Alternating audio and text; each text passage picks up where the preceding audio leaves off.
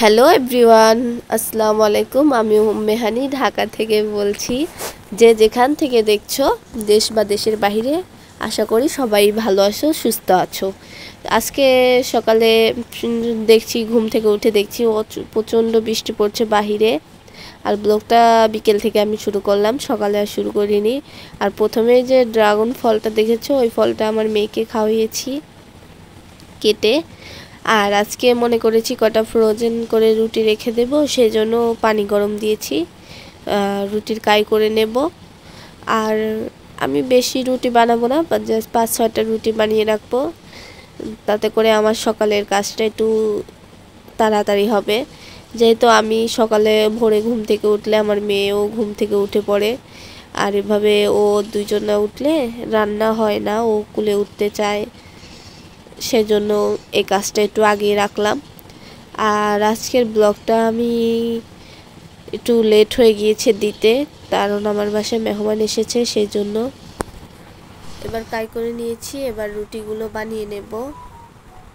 আর আমার ফোনটা অনেক ডিস্টার্ব দিচ্ছে, সেজন্য আমি তোমাদের সাথে ভিডিওটাও ভালো করে শেয়ার করতে পারলাম না, আর দেরি হয়ে গেল। আর এভাবে রুটি বানিয়ে রাখলে তাতে সকালবেলা কাজটা দ্রুত সম্ভব শেষ করা। আর এদিকে আমি আটার কাইগুলো ভালো করে গরম গরম হাত দিয়ে মথে নিচ্ছি। এভাবে মথে নিলে আটার রুটিটা সুন্দর হয়, গোল হয়, রুটিটা বানাতেও সুবিধা হয়। আর সেই জন্য আমি প্রথমে ভালো করে গরম গরম মথে নিচ্ছি। যেহেতু তোমাদের ভাইয়া সকালে অফিসে চলে যায়, সেজন্য আমার বাসায় আমি একাই রুটি খাই, আর কেউ খায় না, আমি আর আমার মেয়ে খাই, সেজন্য রুটিটা বানানো। আর যে আমি বলেছিলাম যে আমার ঠান্ডা লেগেছে, প্রচণ্ড ঠান্ডা লেগেছে, এই ঠান্ডা সুস্থ হচ্ছি না, ঠান্ডা ঠিক হচ্ছে না, ওষুধ খাচ্ছি, তবুও সবাই আমার জন্য দোয়া করবে যেন তাড়াতাড়ি সুস্থ হতে পারি। আর আমি প্রতিদিনের মতো একটা পুরনো কথা বলে নিচ্ছি, আমার ভালোবাসার আপু অ্যান্ড ভাইয়ারা, যে যেখান থেকে দেখছেন আমার ব্লগটি, যদি কোনো জায়গায় ভালো লেগে থাকে তাহলে আপনারা আমার চ্যানেলটাকে সাবস্ক্রাইব করে দিবেন আর একটা লাইক করে দিবেন।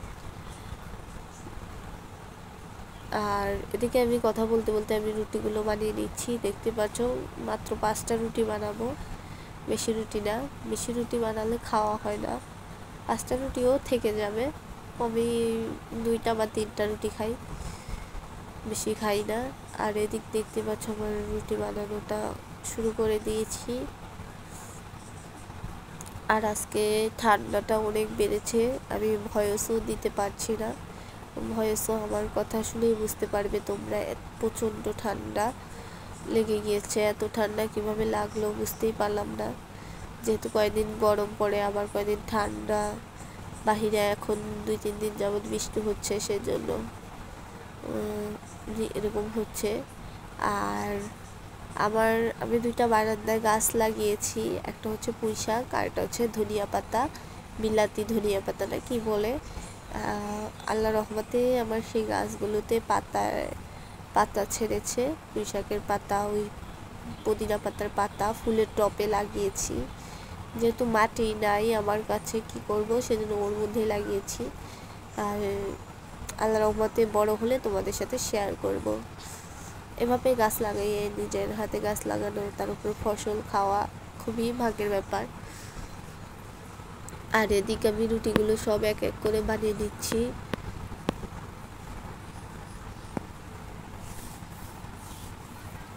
ছোট বাচ্চাদের নিয়ে কাজ করলে একটু কষ্টই হয়ে যায়, কি করব, তবু ও ঘরে খেলা করছে আর আমি এদিকে রুটিগুলো বানিয়ে নিয়েছি।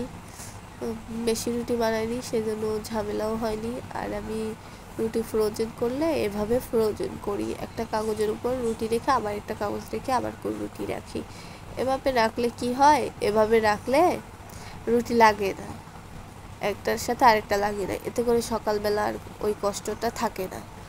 যেহেতু আজকে বিকেলবেলা ব্লগটি করছি, এখন সন্ধ্যা প্রায়, সেজন্য মনে করছি যে বিকেলে সন্ধ্যার জন্য কি নাস্তা বানাবো। এদিকে আমার মেয়ে যেহেতু আলু অনেক পছন্দ করে, আলু ফেভারিট ওর, সেজন্য মনে করছি একটু আলু ফ্রাই করব, আলু ফ্রাই করে দেব ওকে। ছোট বাচ্চারা বাসায় থাকলে তারা তো সব সময় ভাত টাত খাবে না, তাদের একটু ভিন্ন রকম জিনিস বানিয়ে খাওয়ালে ওরা খেতে চায়। সেজন্য মনে করলাম তাহলে দুটো আলু আছে, আলু ফ্রাই করে দেই আমি ওকে, সস দিয়ে খাবে। আর আমার মেয়েকে আমি বাহিরের জিনিস, দোকানের জিনিস কম দেওয়ার চেষ্টা করি, এতে ওদের মুখের রুচি নষ্ট হয়ে যায় দোকানের জিনিস খেলে। যত ঘরোয়া পদ্ধতিতে জিনিস আছে সব জিনিস আমি বানিয়ে দিই। এভাবে বানিয়ে দিলে বাচ্চারা খেতেও চায়। যেমন তোমরা আগের ভিডিওতে দেখতে পেরেছো, আমি ড্রাগন ফলটা গোলাপ ফুল আকারে বানিয়ে দিয়েছিলাম, ও খেয়েছে। আবার আজকে একটা ফুল বানিয়ে দিয়েছি, পুরা ফুলটাই ফিনিশ করেছে, শেষ পর্যন্ত খেয়েছে। মানে এভাবে বানিয়ে দিলে ওদের মনেও খুশি লাগে, আর ওরা খেতেও ভালো লাগে ওদের কাছে মনে হয়। সেই জন্য আমি এভাবেই ওকে এক একটা নতুন নতুন জিনিসের সাথে ওকে পরিচয় করাই, আবার খাওয়াইও। আর এদিক কথা বলতে বলতে আমি আলুটা প্রথমে ছিলে নিয়েছি, তারপরে মাঝখান দিয়ে কেটে এখন চিকন চিকন করে কেটে নেব।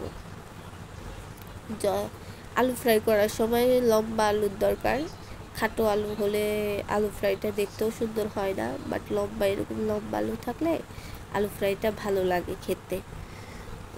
জিনিস দেখতে সুন্দর না হলে ওই জিনিস খেতে ভালো লাগে না। আর এদিকে আমি দেখতে পাচ্ছি কত চিকন করে কাটছি।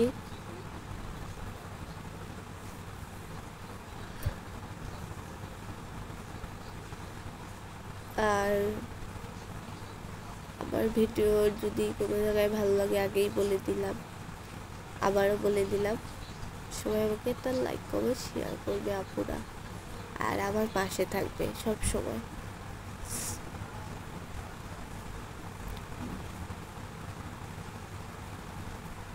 আর এদিক দেখতে দেখতে আমি দুইটা আলু কেটেছি, একটা আলু কেটে নিয়েছি, আরেকটা আলু কাটছি।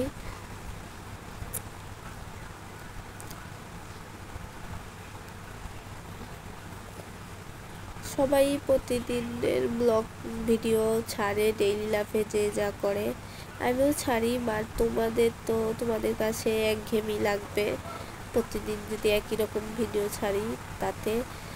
সেই জন্য একটু আজকে মনে করছি যে বিকালের নাস্তা কী কী বানিয়েছি, সন্ধ্যার নাস্তা, সেই সব তোমাদের সাথে শেয়ার করেছি।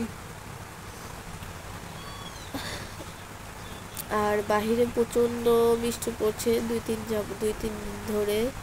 বৃষ্টির দিনে ভালোই লাগে, বাট রাস্তাঘাটের পানি অবস্থা কি। কিন্তু এমনিতে বৃষ্টির দিনে খিচুড়ি অনেক মজা হয়, দেখলাম ভিডিওতে অনেক আপুরাই আজকে খিচুড়ি রান্না করেছে। বৃষ্টির দিনে খিচুড়ি সবারই ভালো লাগে।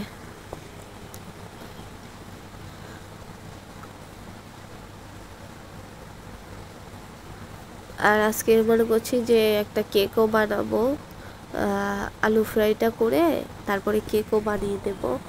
কেক আমার মেয়ে অনেক পছন্দ করে, আমার হাতের কেক, বা দোকানের কেক অতটা খেতে চায় না, সেজন্য ঘরের কেকই বানিয়ে খাওয়াবো ওকে।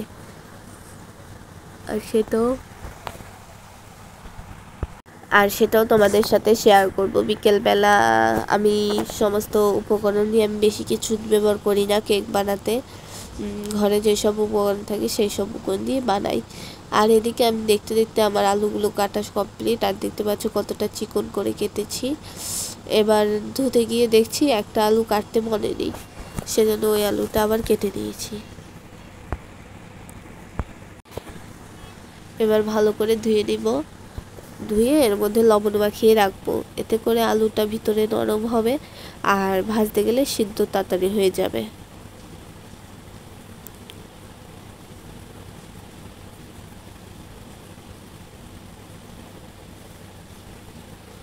আর এদিকে তোমাদের সাথে আমি আলুর ফ্রাইটা ভিডিওটা শেয়ার করব। এই তো দেখতে পাচ্ছ হলুদ, এই আটার মধ্যে মরিচের গুঁড়ো দিয়ে দিয়েছি, মরিচের গুঁড়ো দিয়ে তার মধ্যে তেলে ভেজে নিচ্ছি। আর এভাবে ভাজলে খুবই ভালো লাগে আলু ফ্রাইটা আমার কাছে খেতে। আর ওই যে বলে রাখছিলাম তোমাদের সাথে যে আজকে আমি কেক বানাবো, তাহলে ডিম আর চিনিটা ব্লেন্ডার করে নিয়েছি, এতে করে কেকটা অনেকটাই সফট হবে। আর আমি প্রতিবার এভাবেই বানাই কেক বাসায় বানালে। আর এর মধ্যে 2টা ডিম দিয়ে দিয়েছি, আর এখন 1 কাপ আটা দিলাম, তেল দিয়েছি, সমস্ত কিছু দিয়ে এবার আমি কেকটা চুলায় বসিয়ে দিয়েছি। এই তো দেখতে পাচ্ছ আমার কেকটা এখনো হয়নি, আবার ঢেকে দিলাম সেজন্য। বেশিক্ষণ লাগে না, আধা ঘন্টা লাগে কেক বানাতে সর্বোচ্চ। আর আমার কেক বানানোর কিছু নিয়েই আমার কাছে, তবু আমি ঘরে থাকা যেসব উপকরণ আছে সেসব উপকরণ দিয়ে বানিয়েছি। দেখতে পাচ্ছ কেকটা কতটাই নরম হয়েছে। আর এদিকে আমার মেয়ে তো জন্মদিন করার জন্য পাগল হয়ে গেছে কেক দিয়ে। আর আমিও কেকটা ধরে দেখলাম কেকটা কতটাই নরম হয়েছে। আর এদিকে কেকটা খাওয়ার পরে মনে করছি একটু মেহেদি দেবো, অনেকদিন ধরে দেই নাই সেজন্য। আর মেহেদি দিচ্ছি, অর্ধেক দেওয়া হয়েছে, পুরোটা দেওয়া হয়নি। আর আবার ফিরে নতুন কোনো ব্লগ দিয়ে, ভালো থেকো সবাই, সুস্থ থেকো, আল্লাহ হাফেজ।